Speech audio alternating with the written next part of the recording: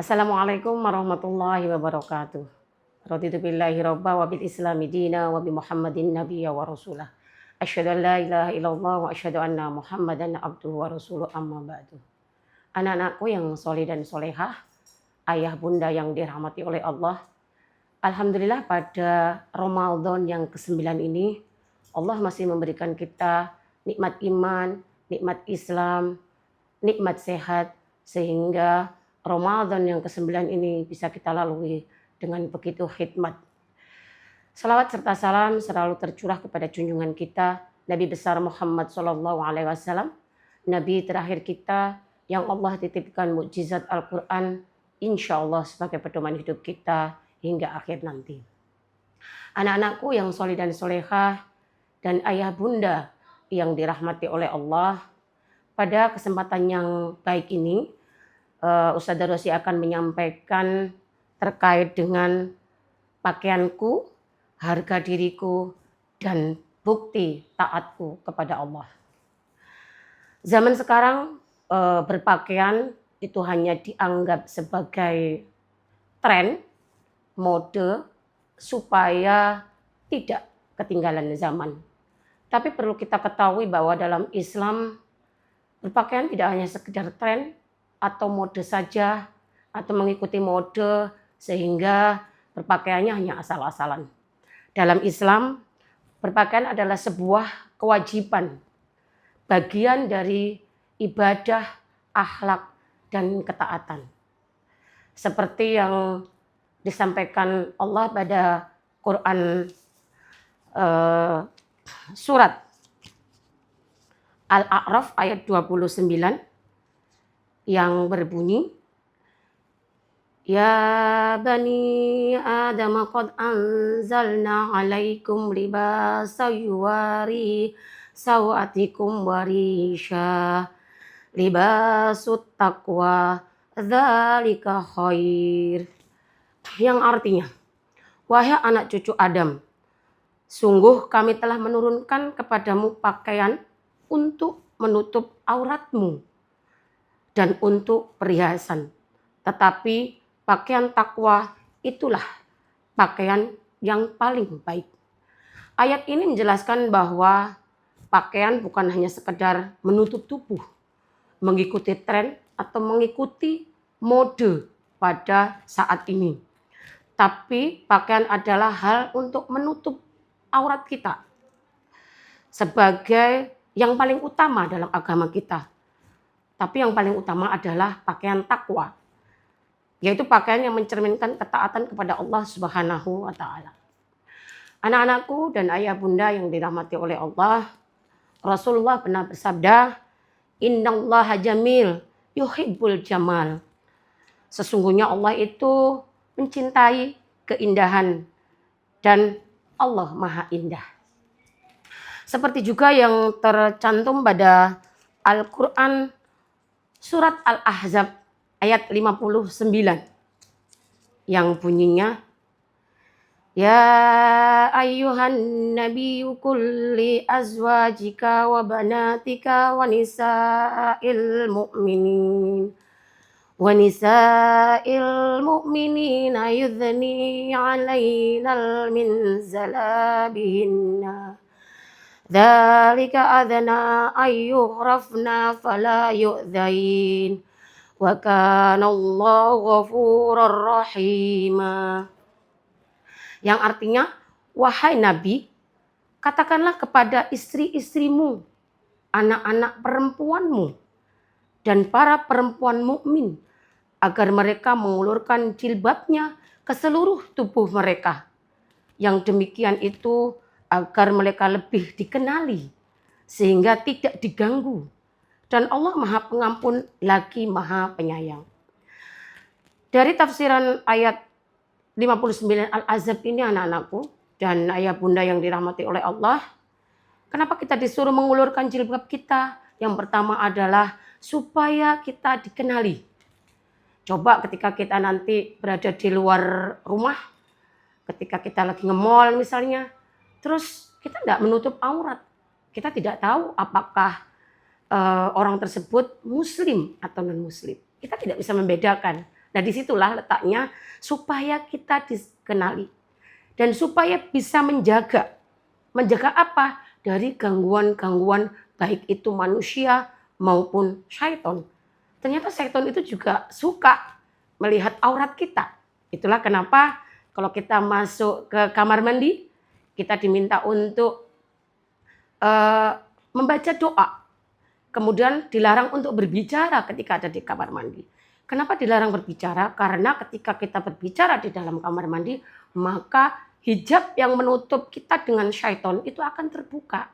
Itulah kenapa tadi bahwa ketika kita mengulurkan jilbab kita, tidak hanya tadi membedakan antara muslim dan non-muslim, tapi juga menutup untuk dilihat oleh syaiton. Dari dua ayat tersebut, ternyata dalam Islam batasan-batasan menutup aurat itu ada beberapa. Sebelumnya pengertian aurat itu sendiri.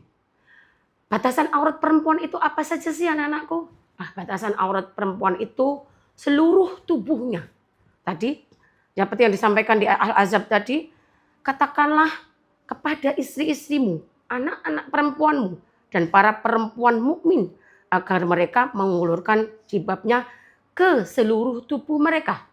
Terus apa yang boleh dilihat? Yang boleh dilihat adalah tangan dan wajah kita.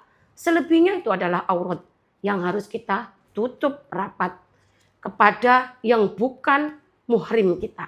Gitu ya. Kalau kita di rumah, terus ada ayah kita, ada kakak kita, kakak kandung, itu masih boleh. Tapi kalau sudah keluar rumah yang dilihat oleh tetangga kita, maka kita harus wajib menutup aurat kita. Batasan bagi laki-laki. Bagi laki-laki batasan menutup aurat itu adalah dari pusar hingga lutut. Itu saja batasan laki-laki. Tapi apakah kemudian laki-laki ketika keluar dari rumah harus hanya pakai celana pendek yang hanya menutup pusarnya dan lututnya? Tidak. Karena dalam Islam ada yang namanya adab. Maka kita ketika keluar laki-laki masih diperkenankan untuk menutup auratnya semua. Kemudian kriteria menutup aurat. Tadi seperti yang Ustazah Rosi sampaikan bahwa berpakaian pada saat ini bukan karena tren, bukan karena mode, dan bukan karena budaya Arab. Tidak. Islam dan Arab itu beda. Jadi hukum dalam Islam itu adalah untuk keseluruhan umat, tidak hanya untuk orang Arab saja. Terus kemudian apa kriterianya? Yang pertama yaitu tentunya harus menutup aurat secara sempurna. Seperti yang disampaikan di Al-Ahzab ayat 59 tadi. Kemudian yang kedua adalah longgar, tidak ketat. Jadi kalau kita sudah menutup semuanya, tapi kemudian kita pakai celana sampai pakai celananya itu harus pakai plastik gitu. Pakai plastik supaya lancar itu celananya itu kaki kita masuk ke sana. Kemudian bajunya juga ngepres sampai kadang kelihatan pusarnya. Atau kalau nggak kelihatan pusarnya tapi ngepres gitu. Terus jilbabnya sudah dipakai dengan benar, tapi kemudian diputer-puter sampai leher kita mau tekok gitu ya. Nah itu tuh tidak diperbolehkan. Jadi syaratnya harus longgar. Itu yang kedua. Yang ketiga, tidak boleh transparan. Anak-anakku tahu apa itu transparan? Transparan itu tembus pandang.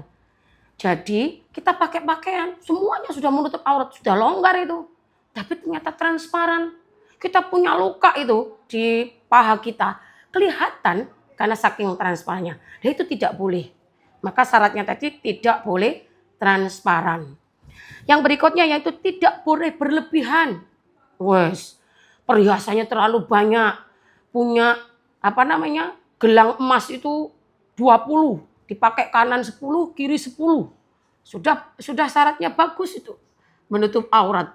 Tapi ternyata perhiasannya terlalu, persoleknya berlebihan, mau pengajian, mau sekolah, pakai eyeshadow yang sangat tebal, lipstiknya merah merona gitu. Itu tidak boleh. Jadi berbusana itu ada syaratnya tadi, tidak boleh berlebihan. Kapan ustazah atau ayah bunda kita boleh bersolek dengan tebal? Di rumah, di dalam rumah. Kalau ayah bunda yang sudah menikah tentunya di depan suami kita.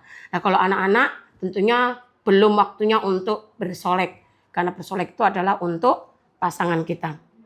Yang berikutnya yaitu tidak menyerupai laki-laki. Nah, perhatian ini bagi yang suka pakai celana jeans, apalagi yang ketat. Terus kemudian sudah nggak nutup aurat, rambutnya dipotong kayak laki-laki pendek. Nah itu tidak diperkenankan. Tidak menyerupai agama orang lain. Jadi kan ada beberapa agama itu yang punya pakaian khas. Nah itu tidak diperkenankan untuk ditiru. Itu beberapa kriteria berpakaian yang tidak hanya sekedar mengikuti tren, tetapi menjadi identitas keimanan dan akhlak mulia. Jadi untuk anak-anakku yang soleh dan solihah, biasanya di acara keputrian juga sudah disampaikan oleh Ustaz-Ustadzah, pernah disampaikan terkait dengan bagaimana menutup aurat dengan benar. Jadi anak-anakku yang soleh dan solehah, di masa kecil sejak dini kalian sudah diajarkan untuk bagaimana menutup aurat dengan benar. Jangan sampai nanti ketika sudah masuk SMP atau masuk SMA justru jilbabnya dilepas. Padahal itu kalian sudah balik. Juga untuk ayah dan bunda. Maka selalu kami himbau ketika berangkat atau ketika datang ke sekolah menghadiri undangan misalnya, undangan sekolah, kami berharap ayah bunda memberi contoh yang baik untuk menutup aurat dengan baik.